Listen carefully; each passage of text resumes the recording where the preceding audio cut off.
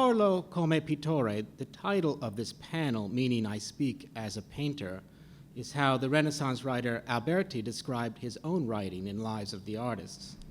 It is also how John Elderfield of the Museum of Modern Art describes the writings of Forge. A man of Kent, Forge, he says, belongs to the particular English tradition of painter-writers. Through Forge's words, Parlo, I hope tonight we can come to understand his art, Pittore, in a new way. When I say his art, I mean it expansively, to include Forge's own painting, the art that influenced him, and the many artists that he influenced as a teacher at the Slade, Goldsmiths, Cooper Union, Yale, and here at the Studio School.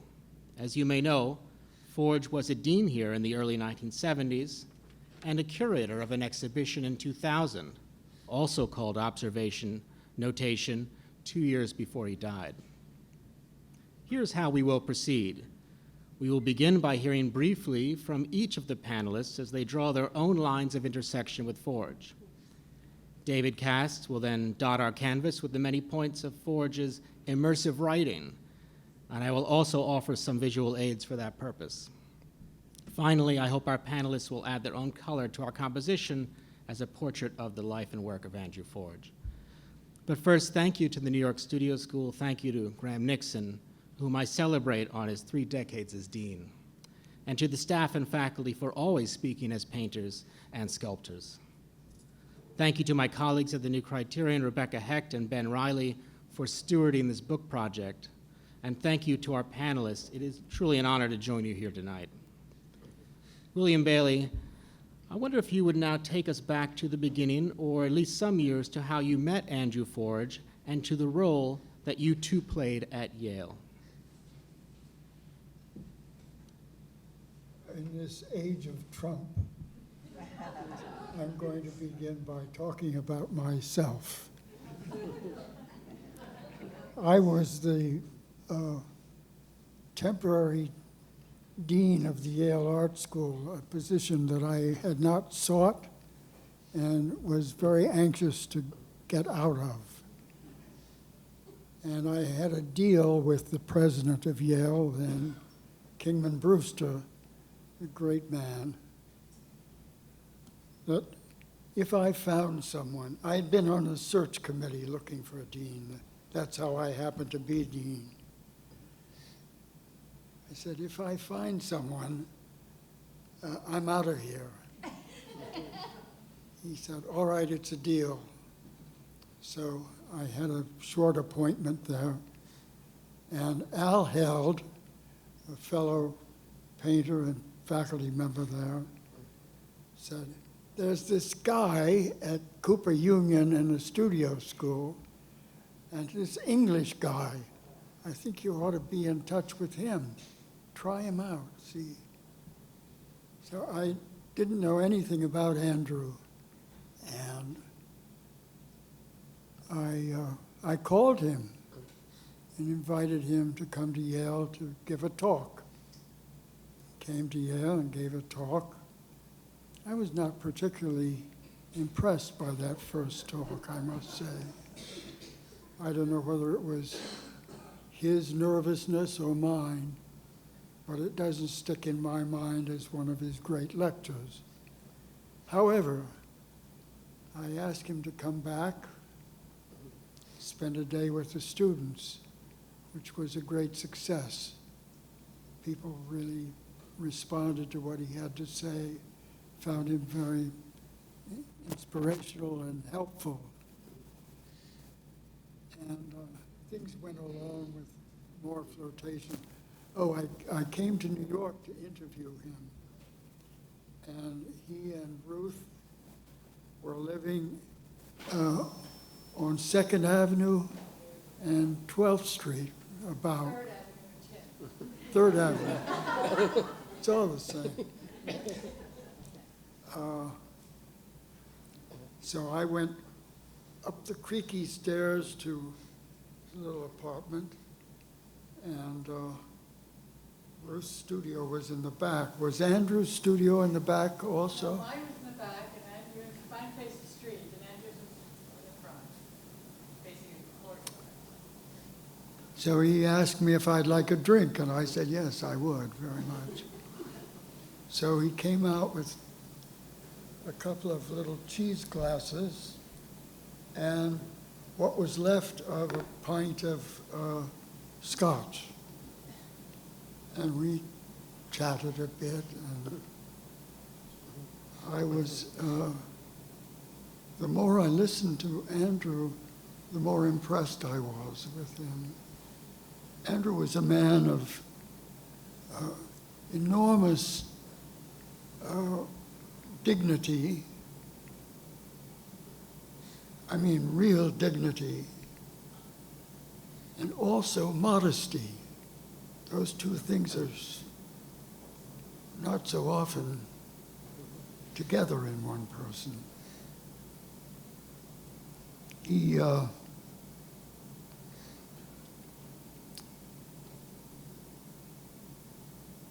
should I continue this saga until we get to...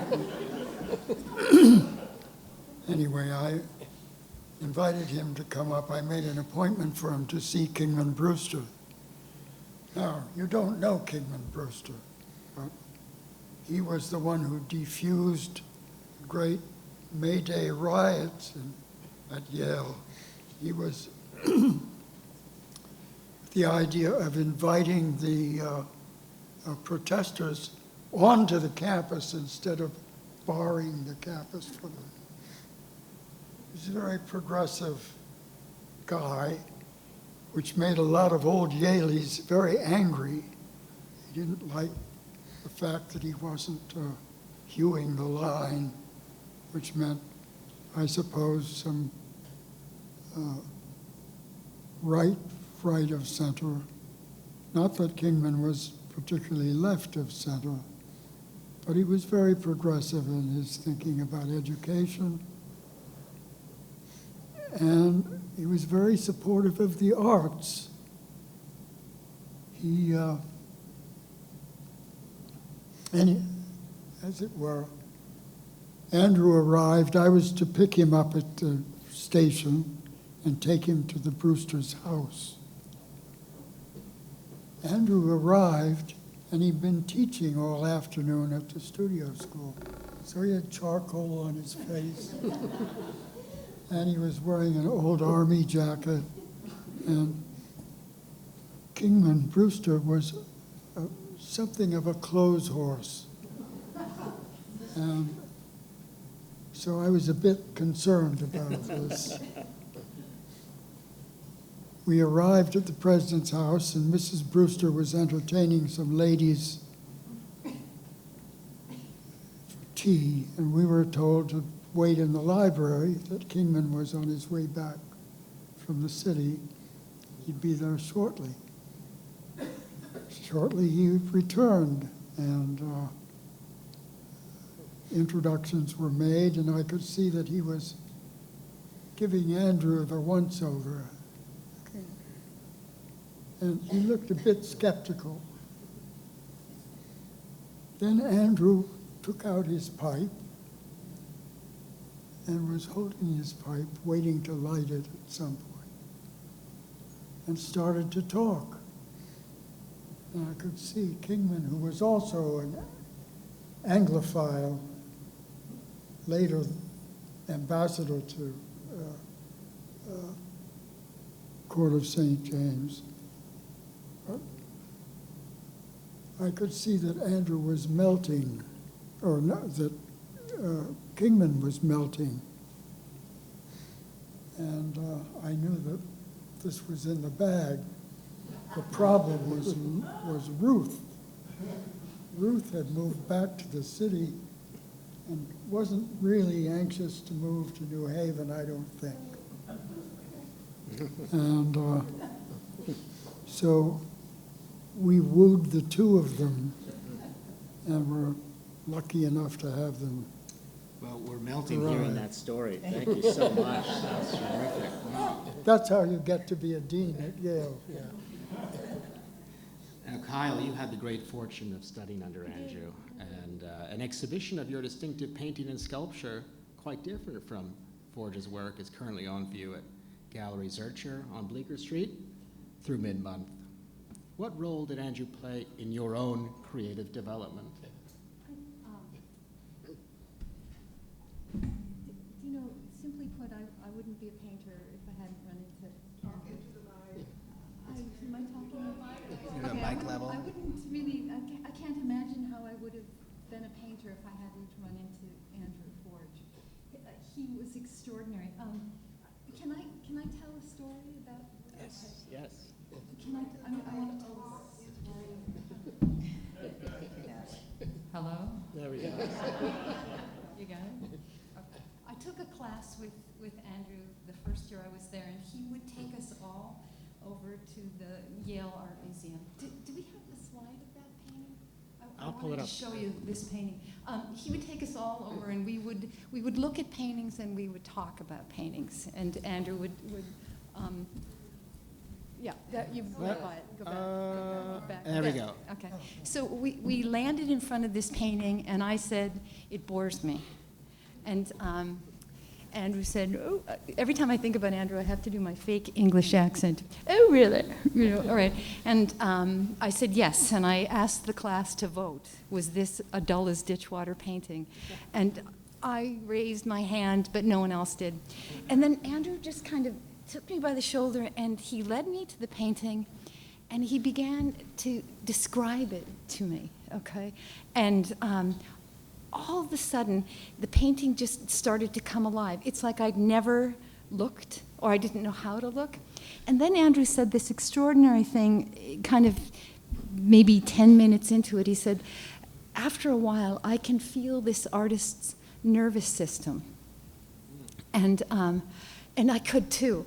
And I almost fainted, but it was one of those like moments in your life where the world has shifted. Do you know, and I would spend the rest of my life looking at paintings, but I now had this new tool that Andrew had given me. I mean, he really believed that you look with everything.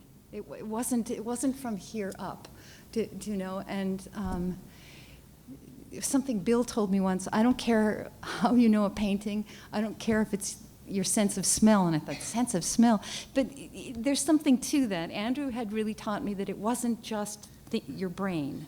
It had to be everything. So that was an extraordinary moment. But he also told me, he came into my studio, and I was working on these like really stupid landscapes, and he, you know, if you had Andrew in your studio, it took like half the half hour for him to get his pipe ready, you know, and you'd be looking and you think, God, just talk, you know, come on. And he said, you know, your paintings are very lonely. Lonely. There were no figures in my paintings, and so I put a figure in my painting, and that began this whole thing. But Andrew had this unbelievable capacity to know how you languaged your paintings internally. Like, he wouldn't say that to, you know, somebody who was a Neo Geo guy at the time, that your paintings were lonely. The guy'd say, what the fuck, you know, what's wrong with you? But he knew, he could, he spoke many languages in the studios. And so that was a really lucky thing for me. Terrific. Yeah. Now, Betty Cuningham, I first saw the paintings of Andrew Forge at your gallery. They're wondrous in their color and reduction, and no matter how much you look at them, they do not give obvious answers. How did you come to engage with him and his work, Betty? How did we meet? Very early on when he was here at the studio school, I guess, when we first talked, I knew Ruth. I guess the thing, taking off from what Bill said about his modesty, I think it was a type of humility that he has, which I was struck by, and you can really feel it in this writing, the fact that he kind of was always interested in the person he was talking to. He was always interested in the painting he was looking at. He was willing to do an all-white painting and put down the first dot. And I think his painting, for me, his painting were the lead-in to his writing. and to his teaching and to his conversation, because he actually would break it down and bring, as you noticed, he brings out from you as a painter. I don't find him a historian. I don't find him a critic. I know he's brilliant and very, very well read, but I think he's a painter, and I think he shares that with you, and it's incredible to read about another person's painting, whether you know the person or not. He'll bring it to life as if he sits there quietly and paints it for you almost.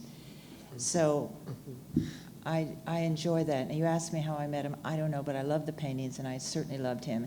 And we showed him at Robert Miller first. That's right, yeah. And then we brought him along.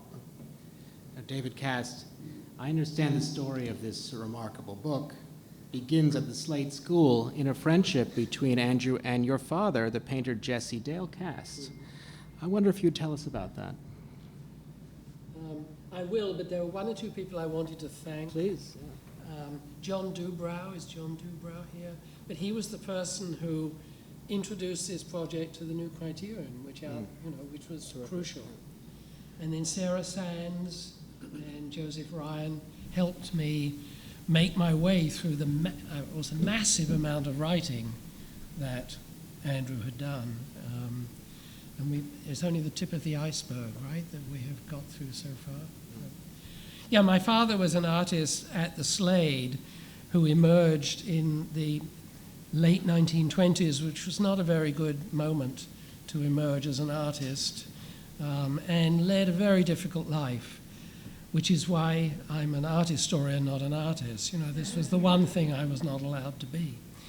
But he stayed with the Slade as an intellectual and social and artistic group, and that was where he met Andrew. And Andrew was always very supportive, and so when there was a memorial exhibition of my father's work, Andrew wrote some words that were very important, and that all led to my father's pictures getting into collections and so forth. I can't remember how I first thought of this project, but it was a long time ago, and I'm not going to say it wasn't a difficult project, but it was. But I was always helped, especially by Ruth, in his sort of encouragement. But it tied together my academic work, which has always been about the criticism of art, together with my history in England and in this country. And it was a wonderful coincidence, and coincidences can make a big difference in people's lives, that Andrew came to Yale as dean when I was teaching there as a sort of humble assistant professor. I was very nervous. I went to his talks, but I didn't introduce myself at first, and then I did, and he was completely gracious and encouraging. And actually, years after, when I was applying for grants, none of which I got, he always wrote nice letters for me. That was, and that's a terrible thing to ask people to do, but you have to do that.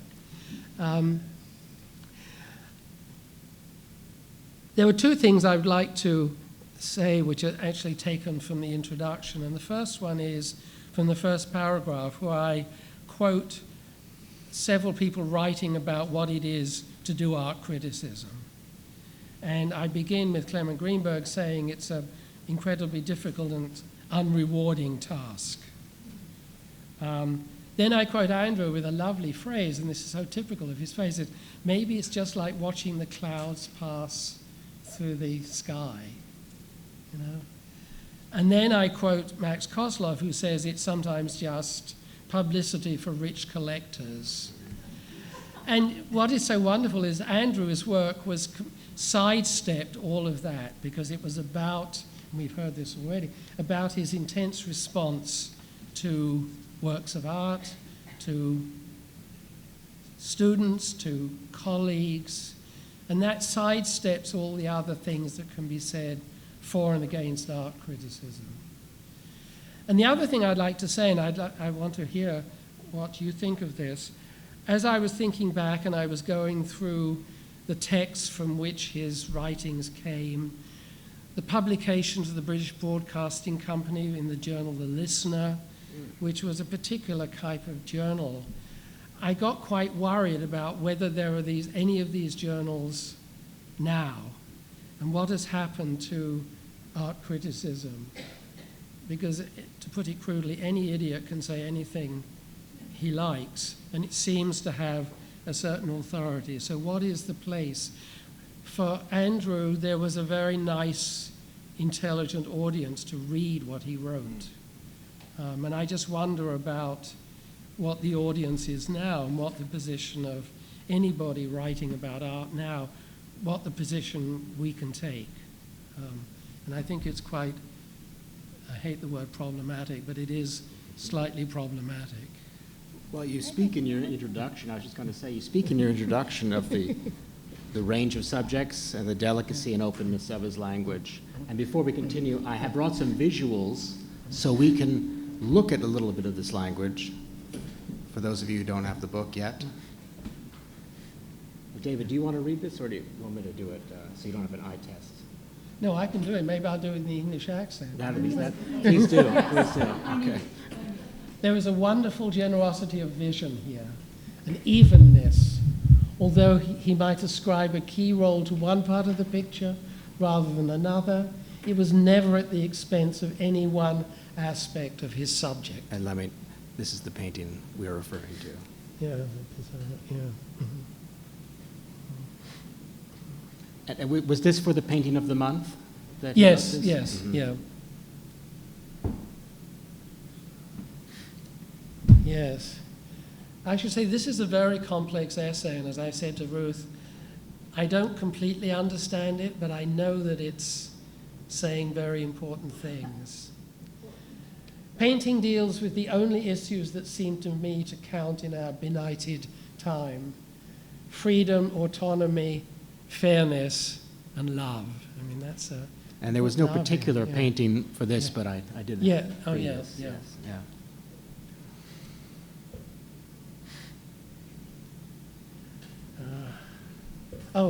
This is Jack Tworkov, no? That's right.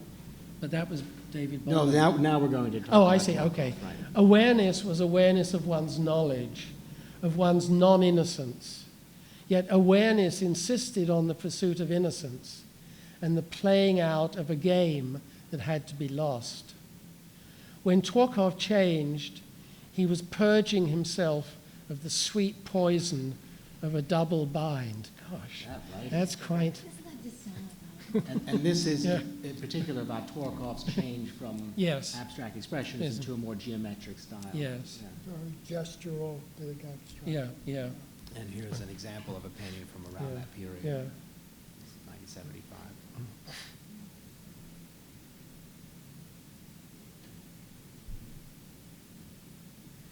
The history of representation is a history of models of the world. So appropriate for this. Yeah, wonderful.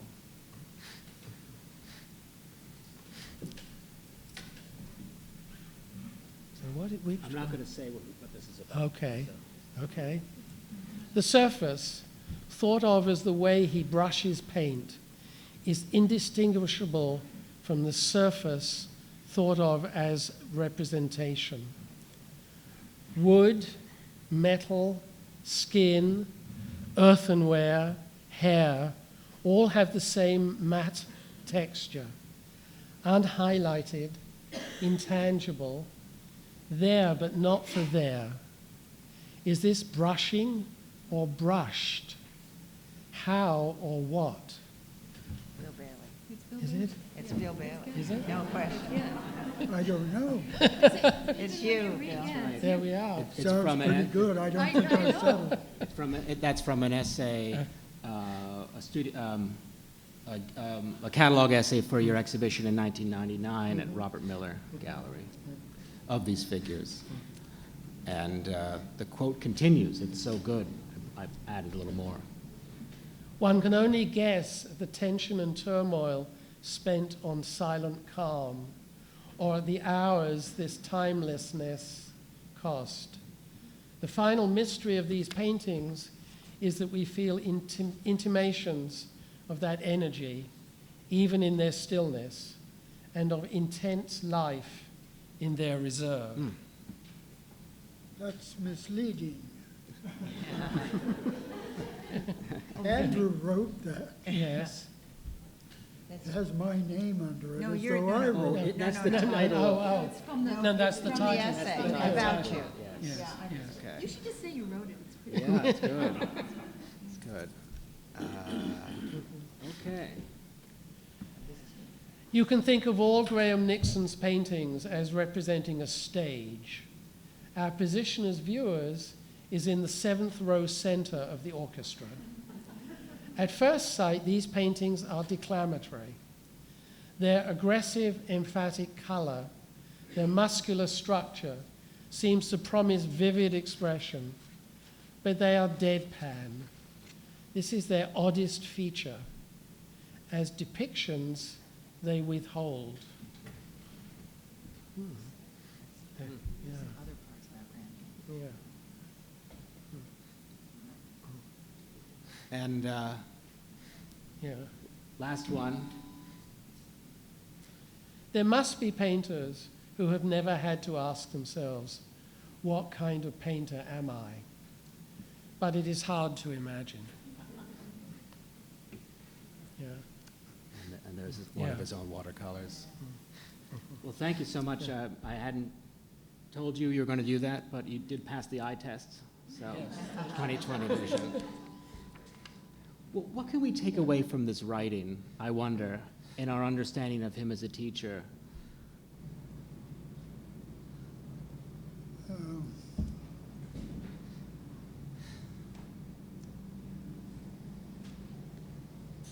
Andrew had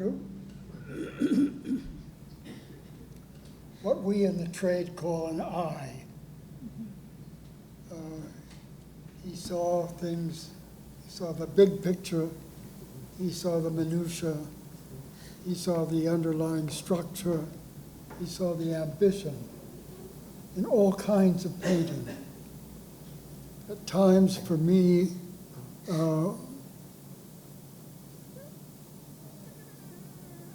I was appalled at things that he liked, that I disliked. Almost always, he brought me around and taught me to see something in a different way, not my way, but another way.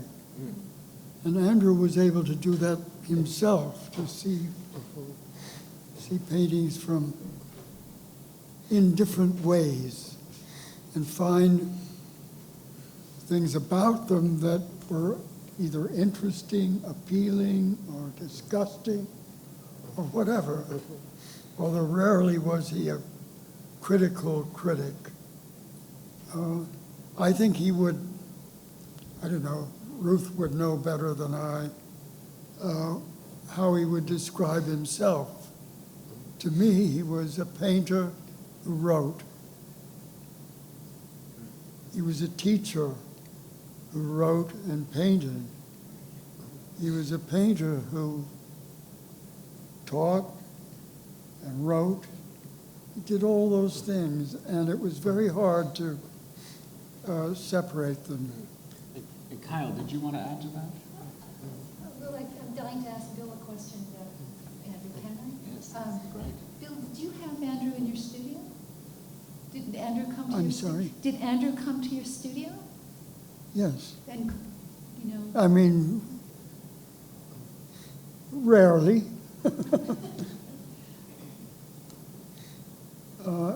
And if he did, it was not critical purposes. you didn't call him up and say, my painting's falling apart, please? No. It would be a casual visit, and we would talk about whatever we were talking about. The same thing if I visited his studio. Don't you think it appears that he got so much excitement out of seeing so many different things, particularly after coming to America, at least that's what I understood. And he would go into, whether it's obviously not America, but Giacometti, or you have him at various different studios. And I think... He was so excited when he first came. And he went to each studio with the idea that I'm going to be challenged by this, and I'm going to find my way. And having the mind and the eye that he had, I think he generously gave up anything that had to do with expectations or style or what you're supposed to do, and really worked with the artists to try to understand what they're trying to say. God knows that's hard. And I think that's why he was able to write about so many different people. I mean, different types of painting. And I think the energy that you get out of some of his writing is incredibly remarkable, because as good as it is, and as much as it sounds like Andrew, it really sounds like the painters showing you the way. Well, David, you mentioned that in your introduction, that he wouldn't look to locate a painting within a system, which is how I think a lot of criticism operates, but to account for the visual journey through the work step by step. Would you want to talk about that a little more? Well, all I would say to add to that is his focus, which his students speak about a lot, of slow looking. And slow looking is one of the most difficult things any of us does. But he did this. And you look at a Rothko for 4 hours, let's say. And nothing in our culture encourages that. But that's what he did. And that's a very precious, is it a gift that he had? I don't know, but it's also a discipline. But then on top of that, as you say, a complete sympathy with the artist who made the picture, I think. You know, we used to think that he was Andrew the endlessly fascinated, and when we were, just everything seemed to interest him and excite him. So there was a student that said, "Is there anything in this museum you don't like?"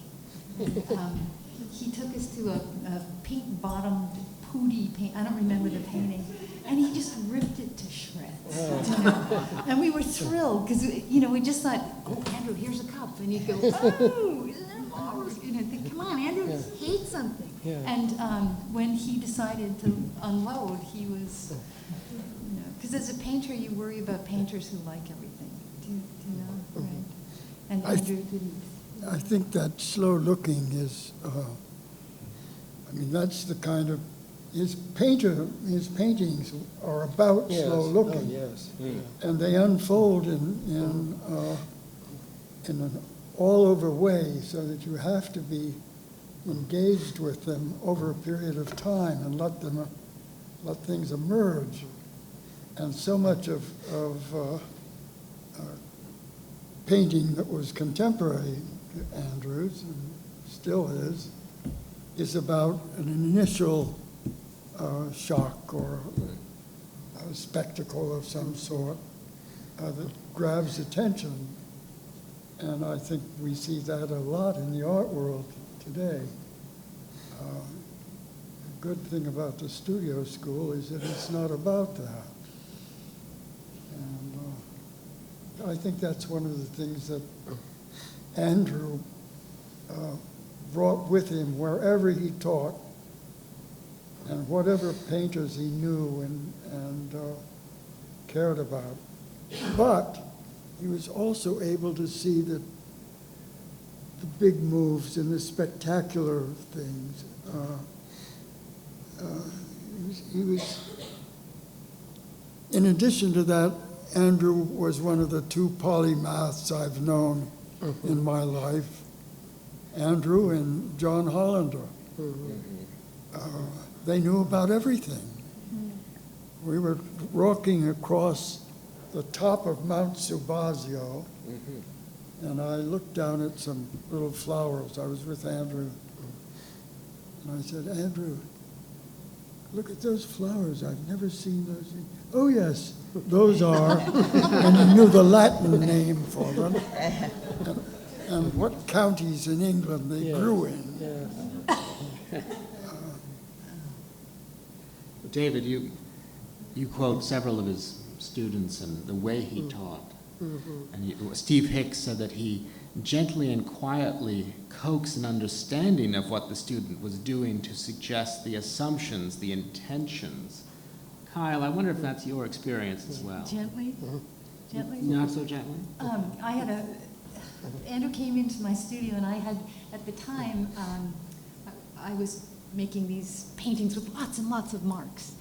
And Andrew said, I think that you should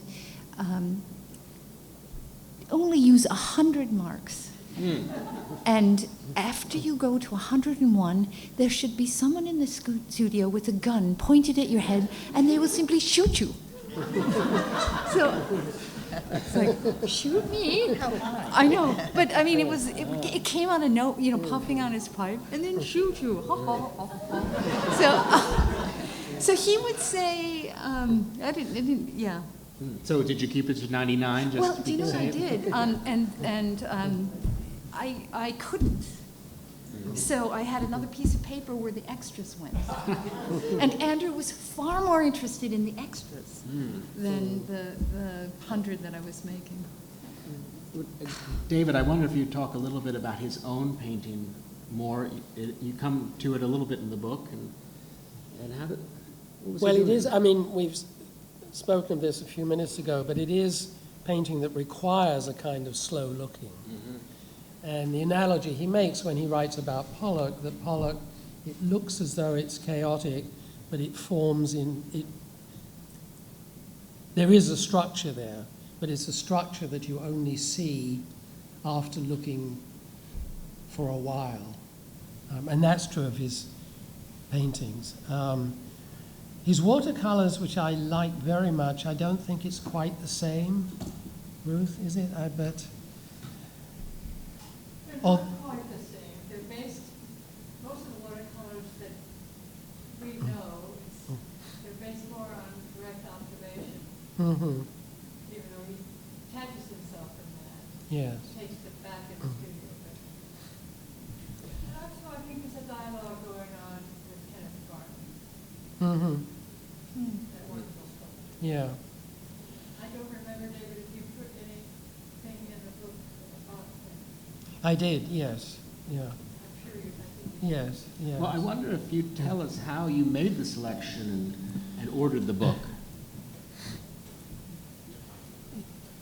It's terrible to say I can't remember now how I did it, but there were these three categories that seemed to fall in place, in which there were because one of the first essays that I read by him, which I really liked, was Gentlemen Impressionists.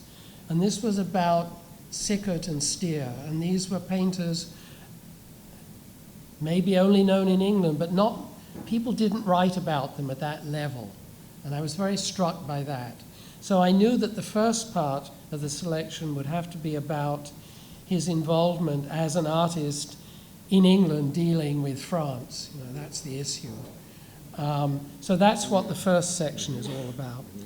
Then the second section is about wonderful American painters and European painters that he wrote about in the 60s. And then the last section was about his friends and associates. And that's how Jack Berthaud and William Bailey are in there. And that was how I thought that would represent his intellectual and artistic life as it went from England to Europe to the United States. One thing is that he never gave up on Sickert. No. He never disavowed the Englishness of his painting. Yes. And I think that's an important thing. He was enthusiastic when he came to America and discovered Rauschenberg and so on. But, and he didn't give up the things that had guided him into painting to begin with. And that was quite complicated because there was another aspect of Englishness about landscape painting that he was quite troubled about, Yeah. which makes his essays on Rubens and Pissarro very interesting, because there was, the Festival of Britain in 1951 was all about Englishness, and it was all about landscape in a very sentimental way. So he couldn't stand that. But at the same time, these beautiful paintings by Rubens and Pissarro were landscape paintings. So I think he struggled with that whole question in the early part of his artistic career. And he did he do landscapes? Ruth? Pardon Yeah. me? Did he do landscapes? Yes, when he was working, figuratively, he did a lot of landscapes, Yes, as well as figure painting. yes, okay. And some of the dot paintings are Yeah, oh, sure, Are yes, horizontal, and they're yes. definitely, Yes, yes, They're all yeah, based on some relationship to yeah, the yeah. landscape. to the light. Mhm. That's April. Mhm. Then there was the show that Andrew curated for the British Center at Yale Yes, Yeah. of contemporary but that was the figurative. British painting, Yeah, yeah, which was a very important yeah, show, I remember I that. think. Coldstream, and, David, I wonder, one theme that comes across in his writing is self-criticism. So I think as a writer, he's looking for the way artists self-criticize, where they might edit down, the way they might go from 101 marks to 100 marks. The guy with the gun. The guy with, a gun. What's your sense for the way Tworkov, for example, criticized his own former painting and came up with that geometric style? gosh, I'm not sure how I can answer that really. Maybe I'll leave it to the audience to answer. I'm not quite sure. I'd have to think about that. Because that's not something I've thought about, among all the other things that I have thought about. Well, this could be a good time for us to Yeah. open up for the audience. Do we have a microphone? Great.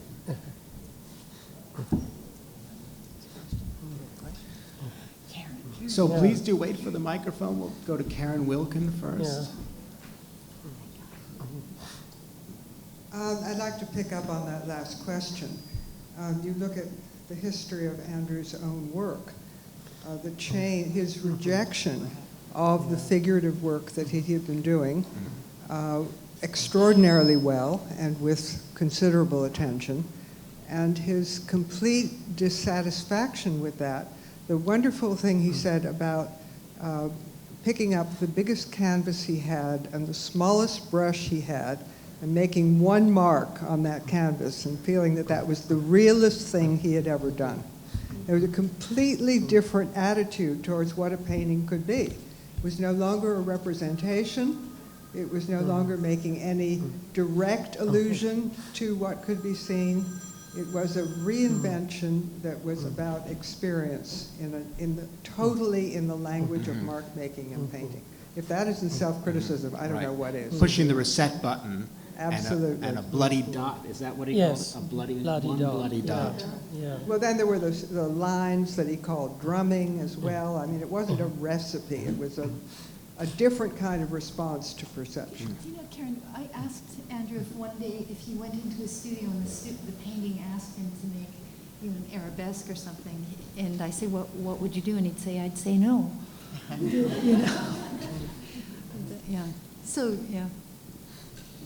And I like that phrase, bloody dot, because I think bloody, there has to be the English version of bloody. It doesn't really mean blood, it's just Right. a term of abuse. We know what that means. Yes, slight term of abuse and favor. So I'm wondering, as a teacher, Forge, what he got from his students. Tworkov always claimed that the change came from teaching Jennifer Bartlett at Yale, that the conversation with her dots, her grids, what shifted him from his expressionist mode into the later work. So I'm wondering, Kyle, maybe you can answer this, or William, if there was some conversation that happened with his students where he gained something and shifted the work, or whether he was as rigid or clear about what his work should be. I'm just curious, because I think that's one of the privileges of being a teaching artist.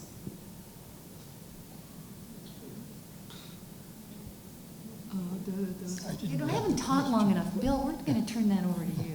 Through his students, did he pick up anything in his own work by learning from his own students? Good question.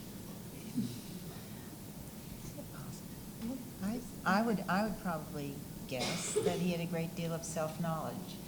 And he talks about all artists have an interior audience, and they can take it from the 5th century or the 20th century. And I don't think that he didn't learn, but I think that, I'm not sure he would back off and assign a specific thing. I think he would digest it.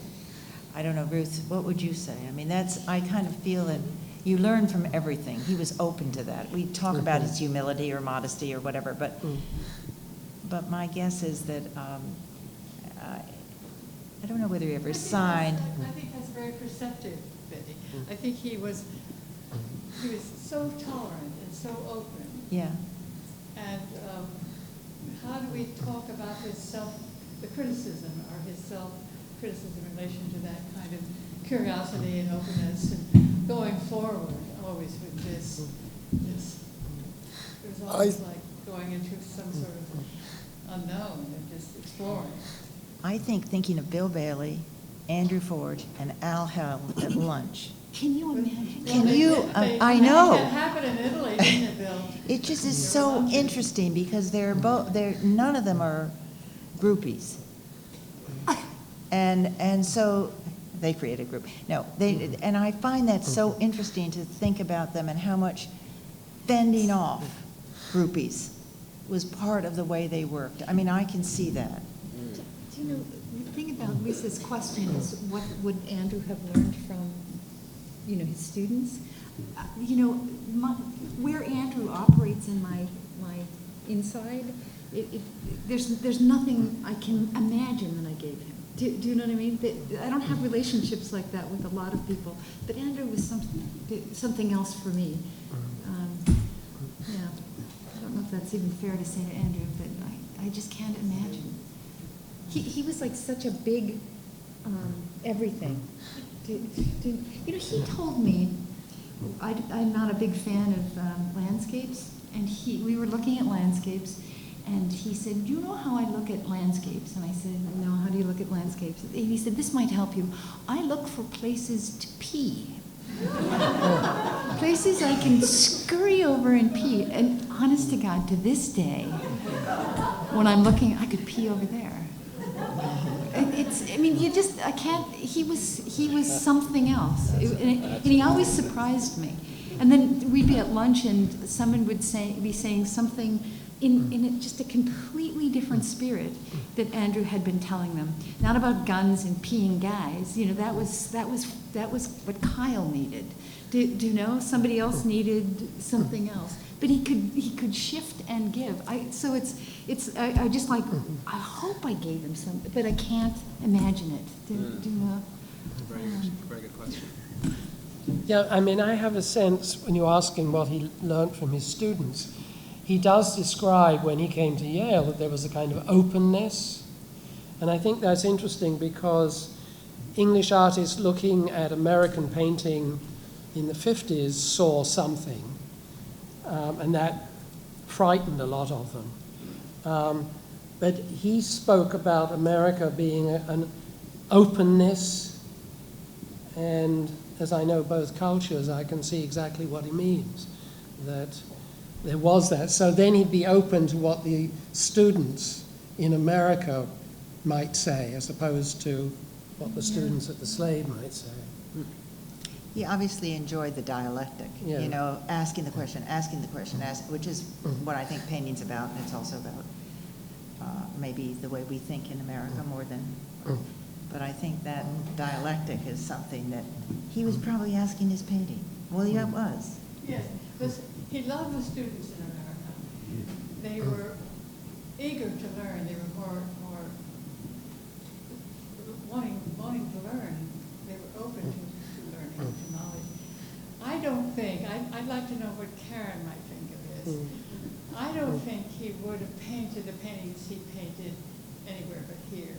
I don't think they would have happened in England, of the late paintings. She doesn't think what?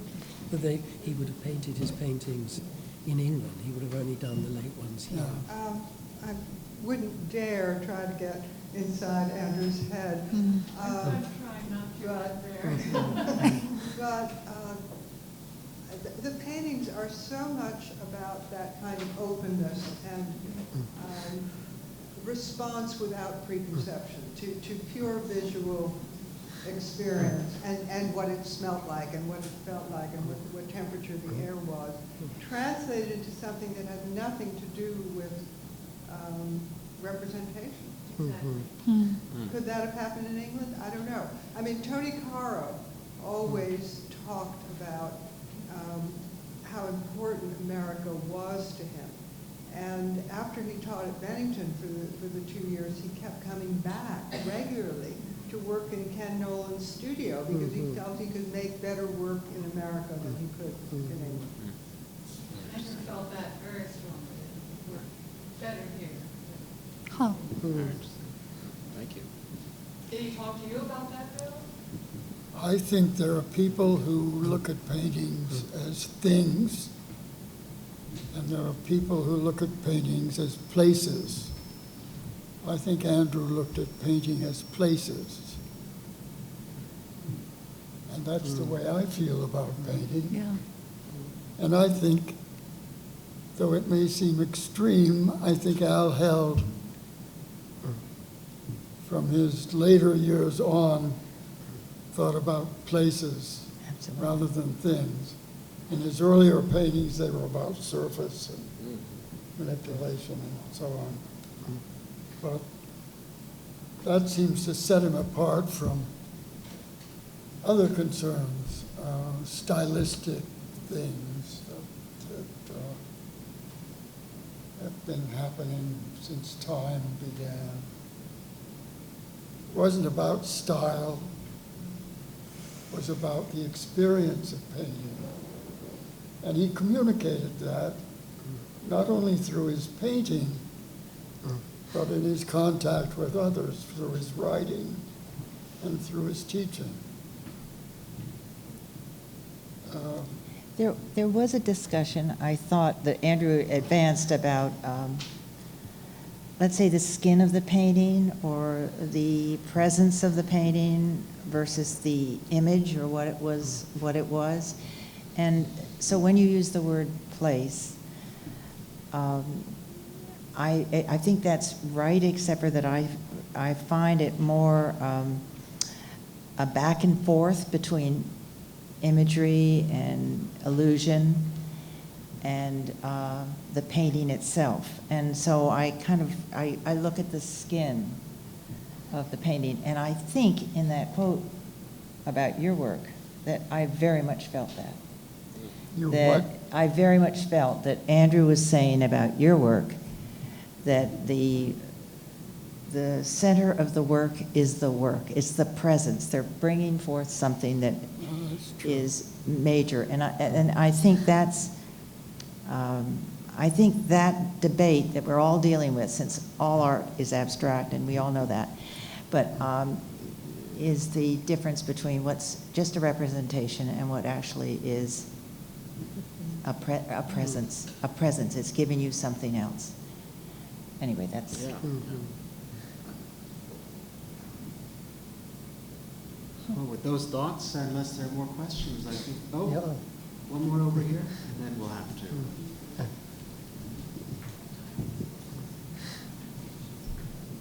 I had the great good fortune of studying with William Bailey, Al Held, and I was the teacher's assistant for Andrew Forge, and it was amazing. After his classes, I would go to my studio and write down everything he said, because it was all stuff I wanted to remember. And I remember when he was talking about his paintings, he would say, I like to just start out making marks and traveling across the canvas and not having a preconceived idea about the image before I started. So it would be like a journey across the surface of the canvas, and the dots would then start to make the image, and the reality was on the canvas. The reality of what he was doing was on the canvas, and I thought it was a wonderful idea of painting. But he also invited all the other elements of our lives to be in some ways involved in this. So you know, his comment on Roger Fry was that he admired his writings immensely, but Roger Fry limiting his comments, it seems, to simply the formal qualities of a work, left out all the other elements, all the emotions, memories, all the other things that we have when we look at something. So that afterwards the pictures always got titles, right? As, you know, it's Toady or April.